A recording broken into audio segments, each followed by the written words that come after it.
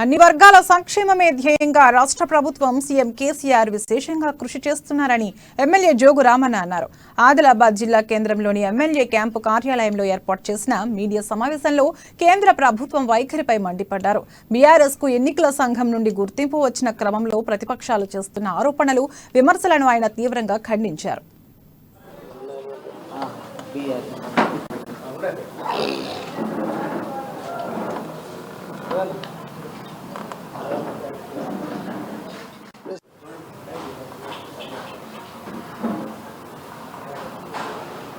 మరి రోజు వాళ్ళకి కొంత టీఆర్ఎస్ నుంచి బీఆర్ఎస్ కన్వర్ట్ అయితే రకరకాల మాటలు ప్రతిపక్షాలు మాట్లాడుతూ ఉన్నాయి. అంటే ఈరోజు దేశ స్థాయిలో కేసీఆర్ గారు అనేక సార్లు మా పార్లమెంట్ సభ్యులతోటి పార్లమెంట్లో ప్రశ్నలు కురిపించినప్పుడు ఎవ్వరు కూడా సరిగా జవాబు కూడా చెప్పకుండా మరి ప్రభుత్వాలు తప్పించుకోవడం జరిగింది. ఇంత పెద్ద భారతదేశంలో 70 నుంచి 75% మంది రైతాంగం పైన ఆధారపడినటువంటి వ్యవసాయదారులు, వ్యవసాయ కార్మికులు ప్రతి ఒక్కరు కూడా ఈరోజు రైతు బాగుంటేనే ఈ దేశం బాగుంటుంది. మరి రోజు వాళ్ళకి కొంత టీఆర్ఎస్